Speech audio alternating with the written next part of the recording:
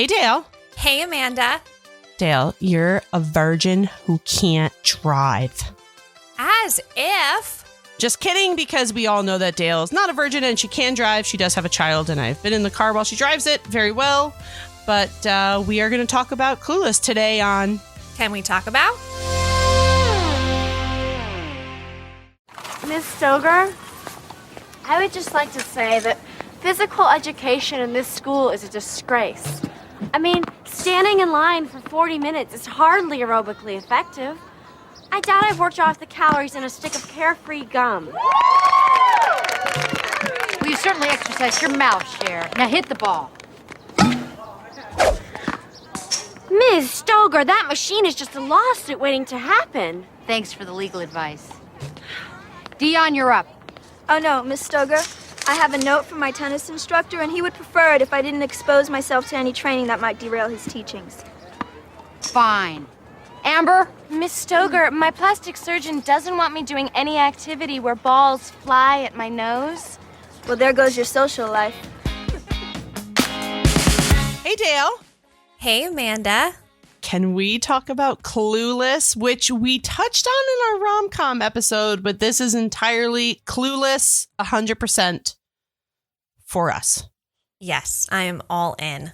One of my favorites. So Tom and I were tossing around ideas of back-to-school movies, and we have a couple, but Clueless is just too iconic of a back-to-school movie to not do.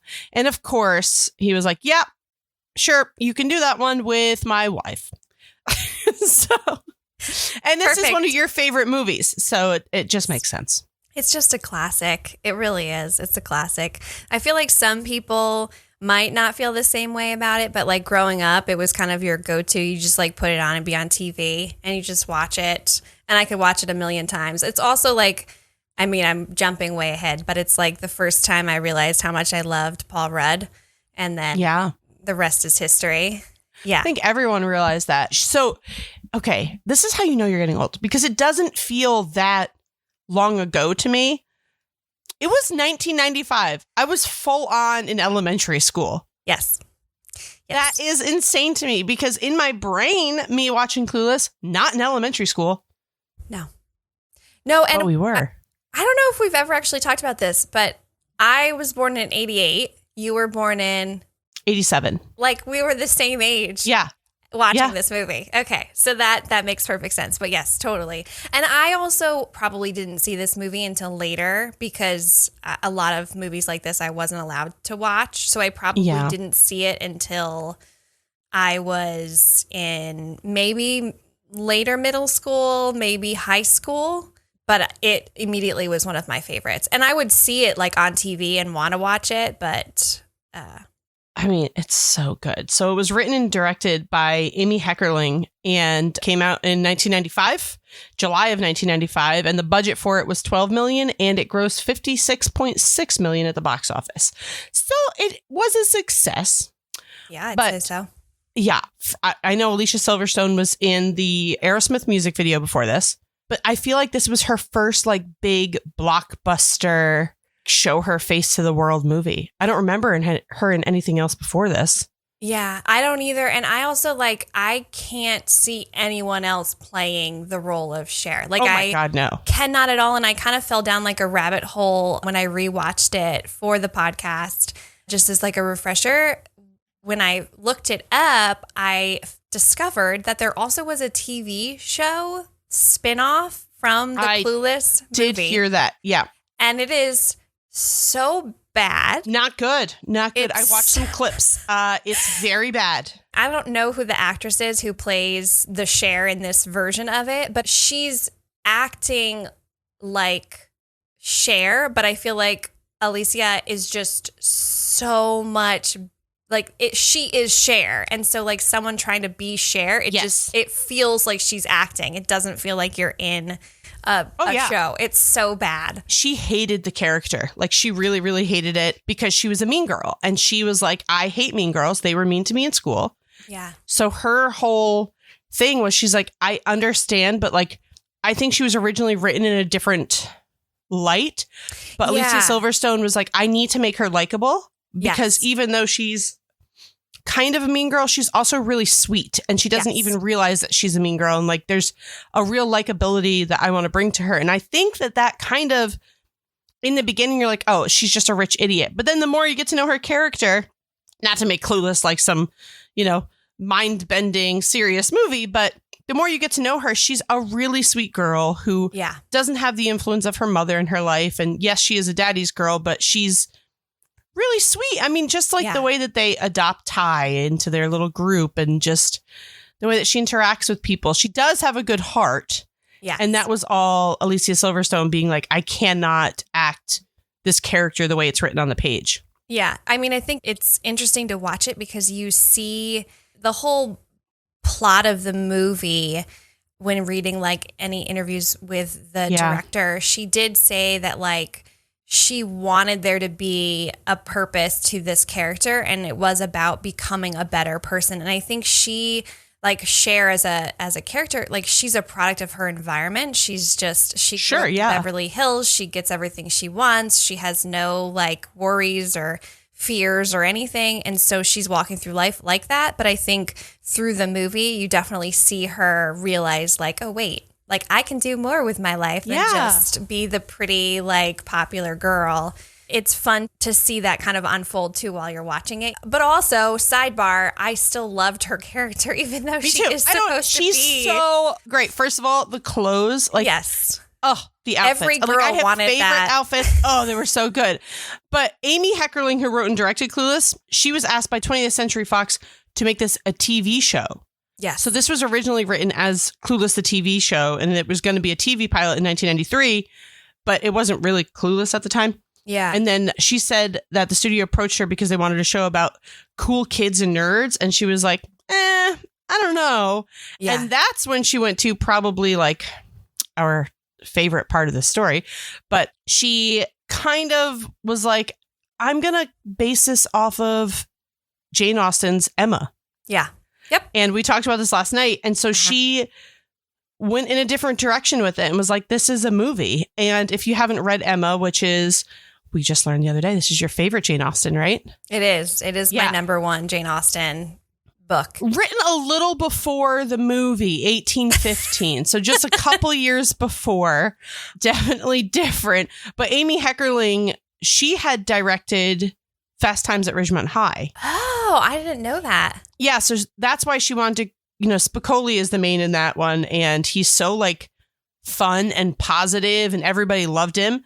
Yeah. And so she wanted to create like the Spicoli of this world. And that's why she created Cher the way she did. She wanted her to be positive and happy. Mm-hmm. And when Alicia Silverstone went to her and was like, I don't want her to be a mean girl, she was like, 100% agree. Do whatever you want to do with the character. And I think it's fucking iconic. Yeah. I mean, she went to Beverly Hills schools, like straight up never been kissed status. You know how like Drew Barrymore goes to the school and pretends to be undercover? That's what Amy Heckerling did. She went to Beverly Hills high schools to like watch the students and get authenticity. And she said that she noticed that they were in like a constant state of grooming themselves all day long, which is so freaking funny because she's like, when you watch the movie, even in the background, people are like in their mirrors, like doing their hair. Well, isn't like the opening scene, like after there's like the little like partying through the summer and Cher's like getting ready and she's like her life, like she lives a way normal life for a teenage girl. Like that's such a funny, like, it's so this is funny. not normal. Like this is not a normal teenage life. You were saying that you couldn't picture anyone else as Cher. Do you know who the people that were like in their final running for this? I don't know. It's so crazy. Like Angelina Jolie, Kerry Russell, Alicia Witt, and Reese Witherspoon. Wow. They were the finalists. Any one of them, I guess, could be this part, but would not be the Cher that we know. No, not at all. They wouldn't have carried the way. No. No. Can't see it. With you. Can't see it. I'm with you. Same with Josh. Oh, could you imagine if it wasn't him? He's such a dreamboat. Wait, was there anyone before him? Before Paul Ben Rudd? Affleck and Zach Braff both auditioned to play. I mean, I get Zach. I could see that. I could see Zach, still wouldn't but be Paul the same. Rudd. Oh, Come on. You know what's funny too is like as a mom now, when I rewatch some movies of like high school stuff going on, I do cringe a little bit about that storyline because like I was like, wait, she's turning 16 or she just turned 16 and he's supposed to be in college. So how old is he and how old is she? And it's a little bit like... We looked this up in our rom-com episode and I don't remember what it was. She was like 16, about to be 17 or whatever it was. Please preface rom-com that came out on Valentine's Day. Yes. Because we've found out the age thing wasn't as big of a deal as we thought it was, but it was still cringe. It was still a little cringe. Yeah. And my friend Dina is like so obsessed with the fact that we were like, it's gross. She was dating her stepbrother. And she says that there's a line that Cher's dad says, which I do remember very well. And she says that, you know, you divorce wives, you don't divorce children. Yes. So in her mind, like, you know, he's just hanging around because she's, you know, he loves him still. Right. But that also means that maybe he's still viewing him as a son. Yeah. But he was definitely in on their romance because I just rewatched as well, like clips. Yeah. And there's that scene where Christian comes to pick up Cher. Yes. He's like, you're not going to let her go out of the house like that. Yeah. And she leaves. And then Cher's dad, he's like, I think I should go to the party and watch her. I'll watch her. And he's like, you do that, Josh. You do that. And so when Josh gets up to leave, he's like, I'll watch her for you. He does like a little smirk. Like he knows. Yeah, he like picks up on that. Yeah, maybe he's keeping him around because that's the kind of guy he wants Cher with. Right, which could be. And I think like when you think about who Josh is, he's clearly like he's wanting to become a lawyer, but he wants to go in a completely different direction from like what Cher's dad is. And I think like he's a good guy and maybe that's where the dad is kind of like allowing him to continue to be in his life as the stepson. Like, I don't think he calls him son at any point. I don't remember that. But, like, he does reference him as Cher's stepbrother. But in my mind, I wonder if it's more of a, like, he's a really good kid and just having him around. He just enjoys having him around. And then as, obviously, the relationship develops between Cher and Josh, he kind of is, like, okay with it. But then I think of like as a parent, I don't know that would ever like I don't think that I would be okay with if I had like a stepchild, even if I wasn't married to the spouse anymore. I don't think I would be okay with them having a relationship with my actual child. Yeah, my boss said the funniest thing last night. I screenshot it and sent it to you guys. He goes, I don't know, stepsister porn is the highest searched porn category. I think they might have been on to something. True.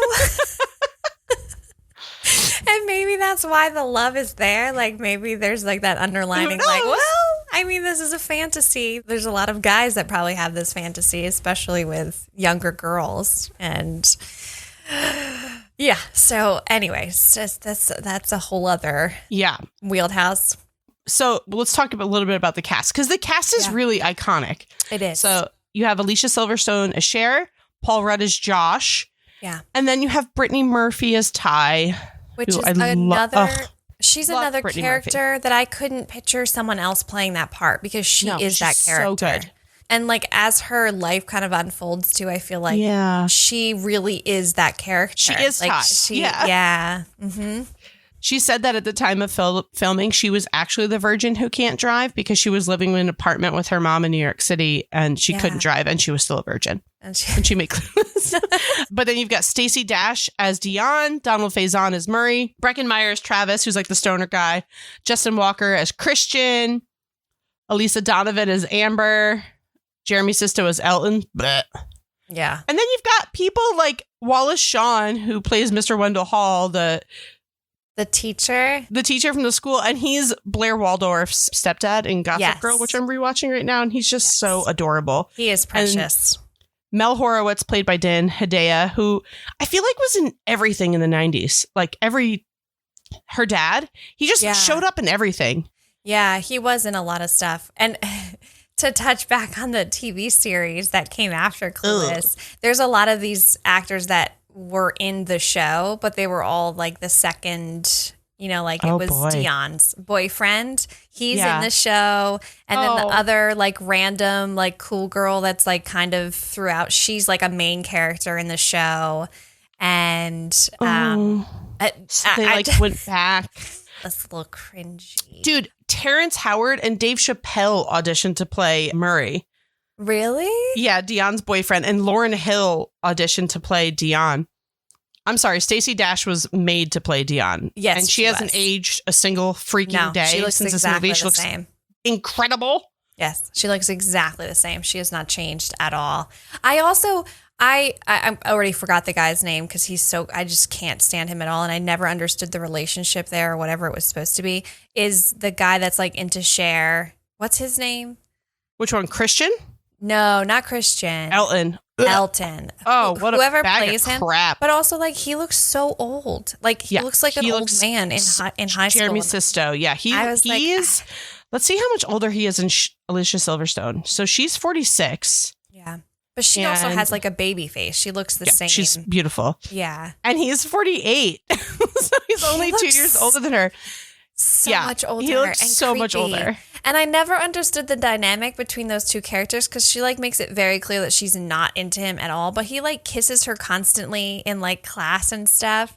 And like that whole relationship I was so confused by because she's okay with it. Like when he's doing it, there's no reaction from her. She literally just like ignores it happening. And then when he like really lays it on thick in the parking lot, it then is like, but like this whole time he's been laying down the hints that he's into you, like kissing you. He was a creeper. Yeah, he was just fucking He was creepy. so gross. His character was creepy. I mean, like, I'm sure he's a lovely person, but his character sucked. Yes, he did a good job at playing his character. Yes. Because it felt icky and just terrible. I'm not a fan of that guy, but I do love Christian. I was just going to say, Christian, he was just closeted.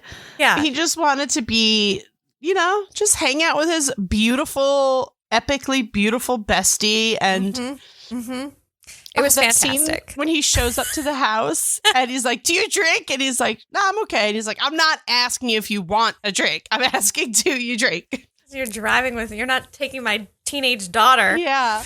One of my favorite scenes in the movie is when they're in the bedroom and she's like trying to be super sexy and she's like God, it makes me so posing, embarrassed.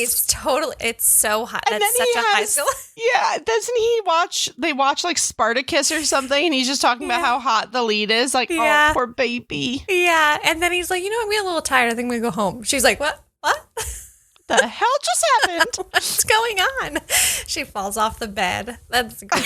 That one is so good. I'm sure I've had moments like that. Yeah, and I think like that also like brings you back to like the fact that like even though she lives this like incredibly amazing life, like she's still just a teenage girl trying to figure out the like as much as she's a lot of talk when it comes to like older men and like, you know, no high school boys are for me or whatever. And then when she's like super into a guy and she's just trying all the things that she thinks are what you're supposed to do. And it's a total fail. It's a shit show. And then when she's herself, that's when, obviously. That's when you love her. And yes. Going back to Emma, because we are big book nerds, they say that Christian's counterpart in Emma is supposed to be Frank Churchill because like Emma and Frank can't be together because he's already engaged, which... Interesting. Okay. She was like, you can't do that in high school. He's not already engaged. So that's why she made him gay, just to prove to the point that like they can't be together. Yeah. And Cher's like I lusting can see after that. something. Yeah. That she couldn't have. That makes she couldn't sense. have, I mean, yeah. like the parallel to Emma and Clueless, the more you like think about it and the more you pay attention to the plot, they're so similar. Like just the way Emma is the matchmaker and like tries to make all these, like she makes over her new little friend and the same thing with Ty and like that whole, and then like she pushes Ty to a guy that's totally not for her. And then like the whole time she's like really crushing on the skater guy. And in Emma, it's like the farmer, but she then realizes like, oh my gosh, like I made a mistake. Like you and this guy are perfect for each other. And it doesn't matter what he does or who he is, like as far as like popularity and like I love that parallel of the two. I think that's where you really see the overlap of the two stories, where it's like obviously Clueless is very different, but yeah, the premise is still the same of like the matchmakers, and then clearly like the guy that she spends the most time with, same as Emma, and like that's who she ends up like realizing like, oh my gosh, I love him. Like this whole time, like he's the perfect guy for me. And it's the same thing with Josh. Like he's just like a really good guy and like speaks the truth no matter what. And it's the same for Emma. And like that whole, I love it. I also, has nothing to do with the love story, but I get such a kick out of the fact that like in the very beginning of the movie, she's driving her beautiful Jeep without a license. Without a license and just backs into everything. It's just like, my bad. And then like her dad's so mad at her because she has like 3 tickets. And she's like, I don't know how I have 3 tickets. Like she's like, because you can't just like ignore. She's so funny. And then is it Josh that helps her drive? Yeah, because her dad's like, you can't drive, by yourself or with anyone else. And then Josh offers to, or she asks Josh to drive her. I can't remember. I think so. And the scenes where they're in the car driving, it's like you can tell from the beginning of this movie, he is in love with her. Yeah. Like the way that he looks at her, 100% he's in love with her. And he like tickles her in the beginning scene in the kitchen. Yeah, you're like, oh, okay. Sure, my brother buddy. doesn't do that. Yeah. No. And I mean, you could just see the way he looks at her. Like when she comes down the stairs for the date with Christian. Yeah. And he is like got the pen in his mouth and it like falls. Yeah. And that's like one of my favorite outfits of hers. Yeah. But I think my I have 2 favorites, but the one that totally did it for me, obviously we have to talk about the closet. Yes. But you remember when she's like finally realized that she's in love with Josh and she's sitting there in the white t-shirt with like the pink tank top and the jeans? I was like, I could wear that. Yes. So I became obsessed with it. I like made my mom go to Kids R Us and get a white t-shirt with like a pink tank top and jeans. I was like, I look just like Cher. For the record, I looked nothing like Cher. I didn't even have boobs yet. But in your mind, he looked just like I was looking fresh. Yes, it was fantastic. Yeah, I mean, and on that note, the outfits of this movie, I mean, they're iconic. And I think too, like even today, now you go into the store and you're finding like Cher outfits. Target had the yellow and black plaid set. Yeah. Last year. Yeah. Yeah. It all came back. And like the high socks with the chunky loafers, like that is all back. That's in. It's all back. And I mean, I'm fine with it. I am too. I always love that. I think it's kind of timeless. I think it has a certain feel to it and like. Oh, 100%. Yeah. It's timeless, but also, I don't know. It like reminds you of being young. It's like, oh my God, we're so young. And I think too, like with the outfits, the other hilarious thing in this movie is the computer where it picks, like she can choose. It's like so. I remember watching it being like, what intense technology. Yeah, it's like, I want that. I want that. How do you get that? And now they have stuff like that, which is hilarious. I don't know if you've ever seen them. There's like apps you can take photos of all your clothes and it will build your outfits. No. I'm not good looking enough for that. Sorry, guys. It has nothing to do with that. It's just like, no. Who spends all that time doing that? People. I have friends who would do that. I have friends who would do that. Oh my God, yes. I don't think I could do it. I don't think 100%. I always struggle with outfits, but like the idea of like taking the time to take photos of all these things and then in the morning, like spending time figuring out what goes together. Well, I guess that's the point of the app is it does it for you. So it just tells you like, but there's like this with this. You ever put an outfit together in your head, you're like, oh my God, that's going to be so cute. And then you put it on, you're like, I look like a fucking sack of potatoes. Yes, because what works for somebody does not work for everybody. Yes. Exactly. That's a lesson that you learn, I think, the older you get and the more you dress your body and you like figure out, because like, over the years, things change and stuff happens and your body changes and like things that you might have worn when you were younger that you're like, oh, this would be so cute. And then you put it on, you're like, nope. That I look like I stuffed myself into a tube. This is great. This is really good. A tube. And it's also like a variation of the computer system that Cher has. Is I always for a long time, it was super big on Pinterest where you could like put together outfits and people were putting together outfits on Pinterest. And then you could go and click on the image and the image would break down each item. So you could like go I remember that. buy the items. And I always was fascinated by that. And a couple of times I was like, you know what? I'm going to try this. I'm going to try this outfit and get these items. And it never worked. Nope. And I would even get the fucking bracelet. Yes. That they would be like, and you need this. Yes. Silver and turquoise bracelets. Perfect. And those infinity scarves with the boots. Oh, We infinity all had scars. those. The Huns are coming. Apparently those are coming back. So Oh, boy. what goes around comes around. And I guess fashion so. is one of those things. They don't. Every 10 years, I think they say, like, it comes back. So don't throw anything away. It's true. I mean, that's the truth with Cher, right? Like, her outfits are all coming back. 100%. And also the cell phones, like how Yes. massive they were. Yes. Yes. Like, Do they have just- beepers? Do they have beepers in Yes. this? Or just yeah. okay. I think Ty had a beeper. Someone had a beeper. Someone had one.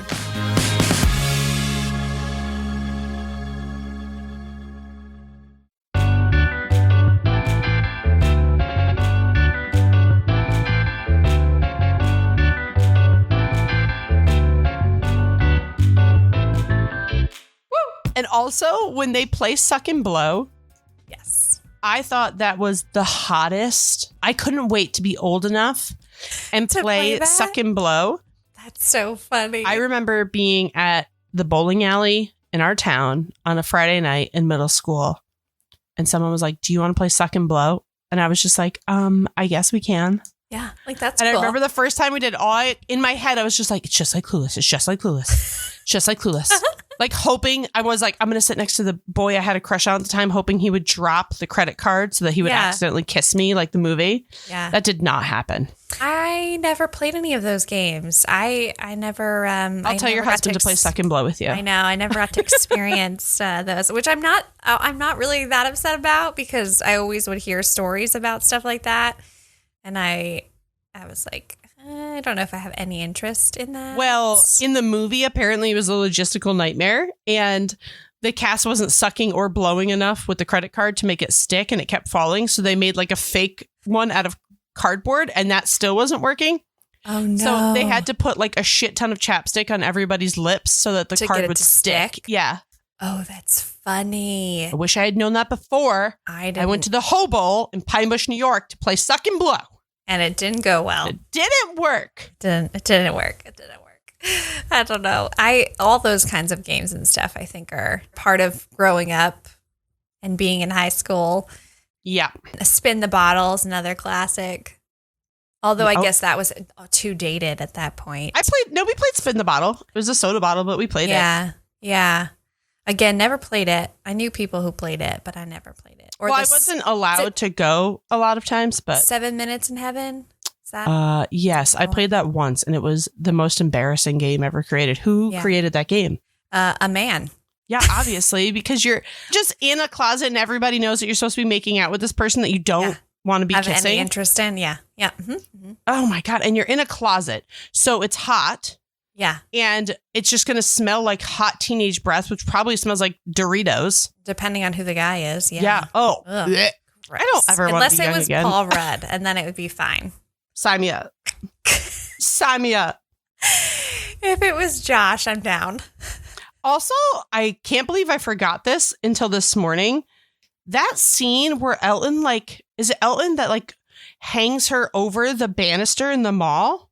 Oh. Do you remember that scene where they're in the mall? It's either Elton or Christian.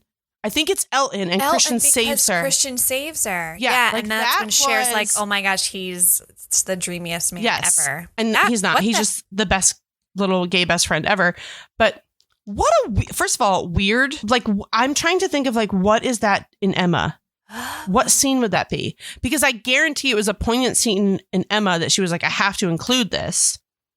So it'd be where Interesting. Frank saves There are- Emma. Okay, so in Emma, in one of the variations, so the book, I believe what Yeah. happens is they go on a hike or a walk. Oh, I have And- not read this book in so long. I have to And read it. the oh my gosh, I always forget her name. She's the one that always talks about her niece who is like very worldly and plays the piano. Oh my and God. does all that. Yes. Okay, so she is talking and Emma is like basically being mean and that whole interaction. And that is one of the like moments of like the true colors come through. Obviously different than the guy situation. But I also wonder if it's because there's also a scene where someone falls off a horse or is about to fall off a horse. And the other guy saves. Yeah, that might be it. Because I was like, there has to be a reason that she added this in there. Makes me want to like go back through the book to find that spot. Also, back to talking about how sweet Cher is. Let's talk about the love connection she made between Mr. Hall and Miss Geist. Yes. That's like the cutest little precious thing, and how she's at the wedding and she's trying to like get the bouquet. And I think that's unique to Clueless, because I can't think of anybody in Emma that is. Yeah, I think you're right. I think this is more like a maybe like a just to help show Cher's kind side. Yeah, because like there's kind of how the book opens up is when it's the girl that takes care of her. What do they call her? Not nanny, governess. Yeah, when she gets married. That's how the whole thing starts. And then it's she then realizes like, oh, I'm really good at making love matches. And then the story unfolds. But she didn't really make that connection. She just thinks she did. And so then she starts like finding, people. Yeah. And she adopts that one girl who doesn't really know where she comes from and doesn't know what her family is and blah, blah, blah. Story ensues. But another thing in my notes that I had not seen until I was doing research for this, and it made me laugh so fucking hard. In 1996 at the MTV Movie Awards, have you ever seen this? No. The cast of Golden Girls spoofs Clueless for the 1996 Movie Awards. You have to watch it when we're done. Oh my gosh. No, I didn't know anything about this. It is so fucking funny. I forget who Betty White plays, but one of them is Dionne with like the big hat. It's a little racially charged because they do add some dreadlocks. They did not need to do that, but they do. But it is actually a very, very funny thing. And everyone was like, this is such a fitting tribute because they thought that they were passing the torch from like one generation of funny girls to like the next generation of funny girls. I'm making a note so I can look it up later. It's so funny. I'll send it to you. Yeah, perfect. And one thing I really did like about Clueless and kind of prepared me for adult life is the dynamics of friendships at that age. Yeah. Especially when it comes to boys, right? Because like Ty's like, oh, I finally found a boy that I really like, blah, blah, blah. And it ends up being Josh. Yeah. And you see Cher's character in that moment and she's like, you have to get me with Josh. And she's like, do you think he likes you? And she's like, yeah, he's always tickling me and this stuff. And you see Cher like, okay, well, he does that with me. And like, I think that like in those moments, she's like, oh, fuck. Yeah. But like that dynamic of female friendship when you're that age and you're in high school and it's so charged. Yes. And you're like crossing over that line of like friends to more than friends, and you don't necessarily realize it until it starts happening. And then you're like, either you are for it or you're like, no. Yeah. And then the fights that you'd have with your female friends, how like it felt like the end of the world to have an argument with your close friend. And it was just like, you don't understand, Mom. Well, and I think that's like a thing, too, that girls say in school is like, a boy would never come between our friendship. And that's that. And then a boy becomes and between then your friendship. Exactly. I think like as soon as you say that, that's basically you're just setting yourself up for that to happen in your life, because it is just the way it goes. All make bad mistakes, friends. It just happens. Well, one thing I'll say about Clueless is obviously the outfits are fucking iconic, and I want to see who the costume director was, because it was on fucking point. Yeah, I mean it makes the movie. I think I agree. Didn't 100%. Yeah, it would be a very different feel. It was Mona May. I don't know who that is, but Mona May did the costume designing for the film, and the iconic plaid set that she wears that we were just talking about. Yeah, is apparently a nod to Catholic schoolgirl uniforms. Yeah, and then she wore a bunch of designers. I don't know who they are. Obviously, the fucking Calvin Klein dress that we were just talking about is like the best. What does she say? Cher says something like, it's Calvin, Daddy, or like where he's like, I don't know who Calvin is, dress, but Daddy, and he says who, and she's like, This is Calvin Klein. Yeah. And he's like, you have to go put something on. She's like, duh, I was just going to do that. And then she puts on a completely see-through like mesh overcoat. It's so good. It is. I love her dad and her interactions. They're always just ridiculous. Like even in the very first scene where she's like trying to give him orange juice and he's just like complaining about his parents and like the most ridiculous things. But like clearly the love is there. It's just funny because like in any other situation you'd be like, oh my gosh, he's terrible. But like that's just his character. Yeah. And it just works. Like the actor is perfect for that role, I think. It just works. Oh my God, I just found a whole list of Clueless compared to Emma. So Cher is obviously Emma. Yep. Josh is Mr. Knightley. Yep. That makes sense. Ty's Harriet Smith. Yes. Harriet. That's her name. Harriet. Yep. And then Mel Horowitz obviously is Mr. Henry Woodhouse. Yep. Christian is Frank Churchill. Travis is Robert Martin. Oh, the stoner skater who has a mutual attraction with Ty. However, the attempts of their courtship are derailed for a time by Cher's attempt to set up Ty with Elton. Travis is an underachiever who's constantly late for class and often receives poor grades. In the book, Emma considers Martin, a former, to be beneath Harriet. Yes. Who ends up being who Harriet goes for. Yes. And he is a farmer. That's right. Yes. Okay. Yeah. And so she didn't go far for this stretch. Elton is Mr. Elton. It is an old-timey name, too. Yeah. So that makes sense.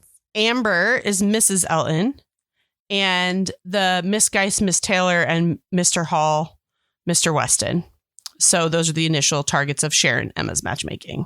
Interesting. You had it spot on without the help of this list. You were in there like swimwear. That's right. Well, I mean, it is a favorite. I haven't read the physical book in probably since high school, but I devour every iteration. Of, the movie, the TV series, the other movie, the other TV series. Like I eat them up and I love them. And I could watch them over and over. I mean, I do rewatch them a lot, but it was one of my favorite books. I mean, alongside, many other Jane Austen, but Emma, it's a very fun book. And I think like it's such a sweet love story and like how it goes from like, they're not necessarily friends in the beginning, but they become friends and then very quickly like realize like, oh wait, we love each other. And it's precious. And I think like the way Cher includes like that feeling you get from reading Emma is the same feeling you get from watching Cher. It's that very like, oh my gosh, like she's in love with him and he's in love with her and it's so sweet. And like, there's all this stuff that comes before that, but like, it's perfect. That it's so kiss sweet. On the staircase in Clueless. Woo! Oh, it's epic. Woo, girl. Epic. And then I love right after where they're like showing the wedding scene and she's like, as if I'm in high school. Yeah. But there was a part of me that I was like, oh my God, they're getting married. Oh, 100%. Absolutely. I think everybody did. Yeah. Well, and in Emma, she gets married. So, like, married. Obviously, yeah. So that's probably like poking fun at the fact that, like, well, we've in the 200 plus years since this book was written, we're not going to get married at 15 anymore. That's not really a good idea. Also, definitely probably more vibe, but what a great fucking soundtrack this movie has. Oh, yeah. And that scene with the Mighty Mighty Boss Tones, apparently there was like, which is so funny because there never is, but there was a crazy rainstorm in LA. So they had everything set up outside to shoot and they had to like quickly find somewhere to shoot inside. Oh, because they only had the Mighty Mighty Boss Tones for the one day. And if at the time, like Mighty Mighty Boss Tones were killing it in the punk world. So they were pretty popular at the time. But the soundtrack is so good. There's like Radiohead on there. Of course, Coolio, the Rollin' With My Homies, which I think we've all done the whole. Yeah. Rollin' with my homies.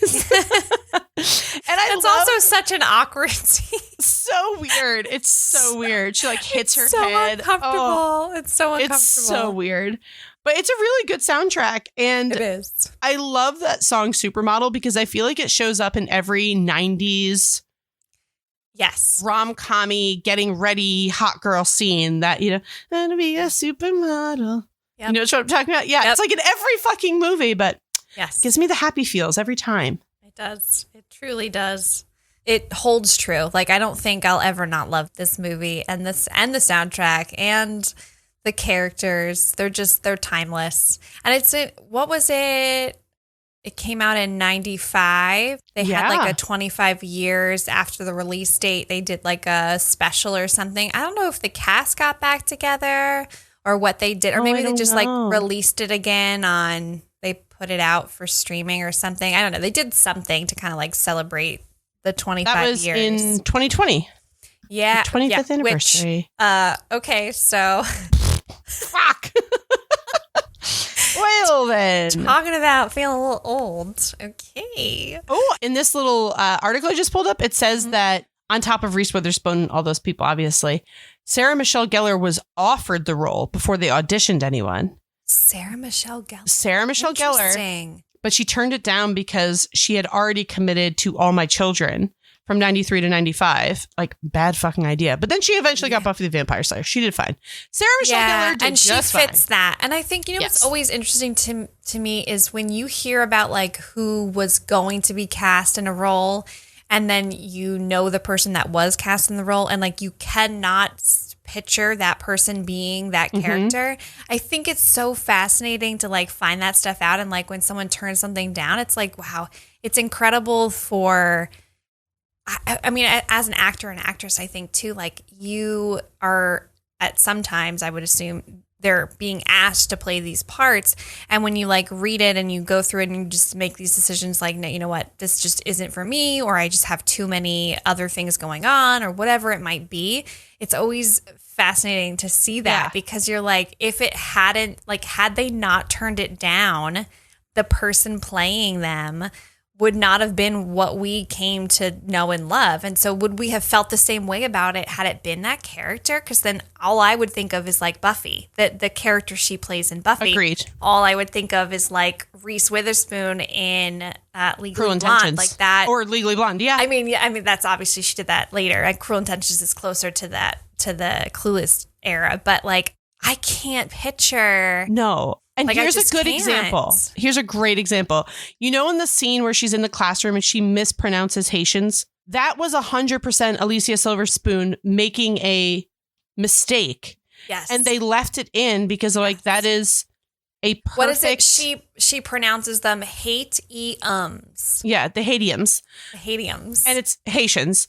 And so she made a mistake. And before the producers could like rush to correct her, the director, Heckerling, was like, let her go because that was so much funnier than any way I could have written it. Yeah. And like, that was Cher. That was perfect. Like that is the energy that she needs to have. Yes. And I can see that. I also see how like the fact that they casted Brittany Murphy for Ty, her character is so good. In the sense that, like, I don't know if the role was offered to anybody else, but I couldn't picture anyone else playing that character because she is that character. Like, she brought so much to that character that I think it's also like we fucking love Brittany Murphy. Everyone loves Brittany Murphy.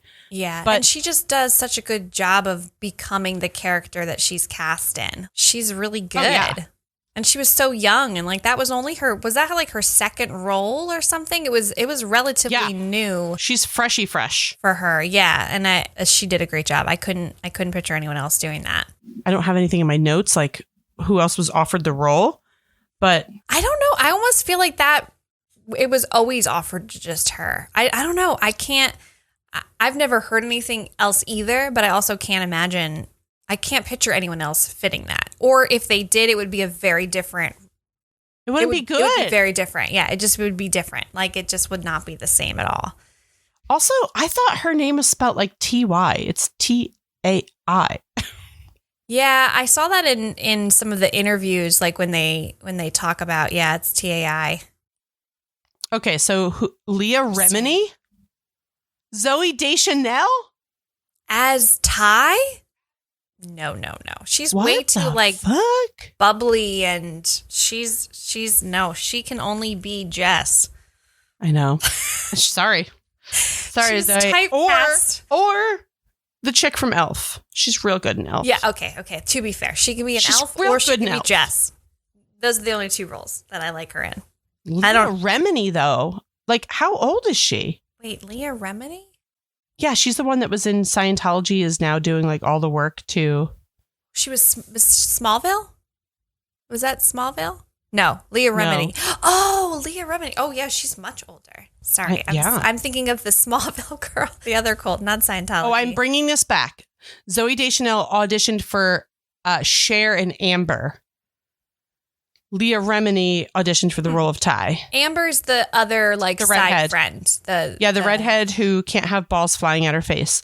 Oh, Right. Seth Green auditioned for the role of Travis. I could totally see that. I could see that. I could see that. 100%. This is terrible, but he's kind of a throwaway character. Like, I feel like I know, but I love him. I love him. I loved him in it. He's adorable, but I think he's the type of character that, like, he probably wasn't that hard to cast. Yeah, absolutely. I think If that makes sense. That sounds terrible and really mean, but I don't think if it was a different actor, I don't think it would make or break it necessarily. Whereas, like, the other ones would definitely, like, 100%. not having Paul Rudd, not having Elisa Silverstone. Like, I can't imagine anyone else. Well, Alicia Silverstone said that she remembers when Brittany Murphy auditioned for the part and that they were in the casting room. And it was the first time Alicia Silverstone wasn't, like, auditioning. Like, she had finally gotten the part of Cher. So they brought her in for chemistry reads. Yeah. And she said she came in, did her read. And when she walked out of the room, she said to the people in the room, she's like, "Did you guys see that?" And they're like, "Yeah, we saw that. That was it. Like, boom, done." That's awesome. And they apparently stayed really good friends. And that's, like, so sad when she died. So sad. She died in 2009. Yeah. They did, like, a whole documentary on her and her life, and it's so sad. It's, like, maybe the most depressing documentary I've seen in a long time because she was so broken and so just kind of, like, forgotten by Hollywood especially. And, like, this role was a really big part of, like, making her feel like she could make it. And I bet. if I'm not mistaken, like, her mom was also very all over the place, and it was not a good relationship. And there was just a lot of, like, abuse of drugs and alcohol, and she was very depressed. And I think she also suffered from, I don't know if she was bipolar, but there was something else, like, playing into all the stuff. And at the time, like, you don't talk about it, you know, like, no one was talking about mental health, and she felt very alone, and she got to a very dark place, and she was on all kinds of medication because of how she was feeling. And that ultimately led to her death. became the reason why she Oh my God. died. Uptown Girls was, like, one of my favorite movies in the world. And I loved Uptown Just Girls Married. And I mean, precious. she's badass in 8 Mile. She's good in Girl Interrupted. Like, I love Brittany Murphy. What's that She's so creepy sweet. creepy She's boy so doing back there? He's just being a creeper. He's making And she was loud. also really talented. Brittany Murphy plays instruments and, like, sings, Yeah, right? I think I remember seeing that. sure. I don't know. I just Yes. I'm clicking on her Is she? Wikipedia now. Oh, Yes. She did USO shows during the Iraqi War. Whoa, I didn't know that. And she was in Happy Feet, and she sings in Happy Feet. Who is she in Happy Feet? She sings Somebody to Love. I think she's like Aw. she's the penguin that talks like this. Remember what I'm talking about? Yes. I love Yes, Happy yes. Feet. It's one of my Happy Feet favorite was things. adorable. My kid always loved Happy Feet. He would dance to the. Oh, I love penguins are my favorite animals. Yeah, they were precious. I love them. They were very adorable. So that's Clueless. I'm going to say this. Iconic movie. If you are a girl that grew up in the 90s, like, you're lying if you said you didn't like Clueless. It was such a good, iconic, coming of age movie. And, like, obviously we were way younger than we probably should have been to be obsessing over this, but Comes to the territory. it's so good. It is So good. It's. I think too. Like, you think of Clueless, and then you think of, like, movies that came out when I was actually probably old enough to watch Clueless, and it was like High School Musical, and Ew. like, just not movies I'm that not are. knocking. I'm not knocking High School Musical for everybody that's going to come for me. I've never seen it. Yeah, I'm not knocking it. but, like, it's just worlds apart. And there's just no, you know, like, when you think of, like, good movies that are just timeless, and you now see kids watching them today. Like, I feel like there are some movies that come out and you're just like, same concept. It's high school. It's romance in high school. It's somewhat of a rom-com type of movie, but, like, very different. Whereas this one is just timeless and you can watch it. It's a cult movie. Yes. And I remember, I think we talked about this in our rom-com episode, but the scene where Cher gets mugged is based off of a true story that Heckerling, that directed and wrote the screenplay for this movie, so that she was at a dinner party and some guy's wife made him start wearing designer suits to like be taken more seriously at work. Yeah. And so then he gets held up and mugged and he gets on the ground and he like yells at him. He's like, but this is Armani. I can't get on the ground. This is an Armani suit. And she was like, I've got to put that in this movie. It's so funny. Because remember, she lays down. She's like, this is Elia. Yeah. It's like, get it dirty. That's a great scene, too, That's when Josh comes to save her. She calls and he's with his girlfriend or whatever.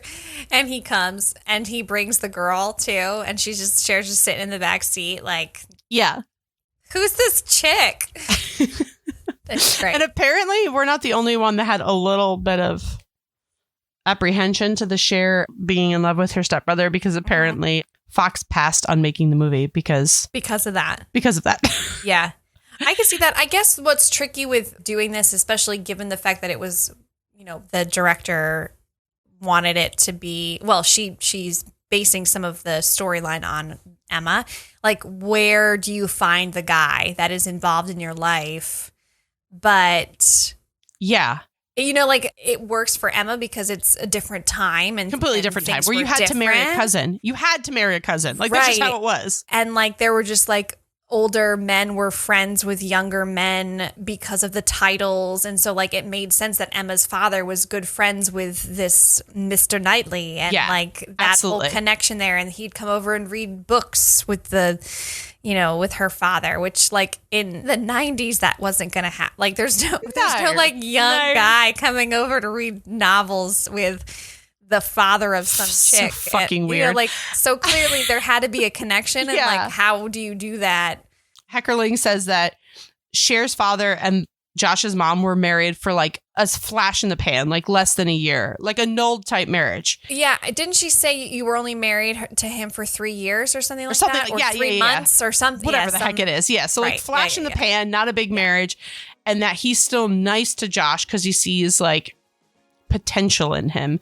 Right. So I guess we can put the stepbrother, stepsister thing to bed. Still searchable porn category. Just saying. Yep. It's there. Yep. It's there. That's why it's there. That's why it's there. But all right, the cult classic Clueless. We did it. We said we were going to, and we've done it. Our back to school part 1 film. Fantastic. All right, guys. Thanks. Bye. Bye.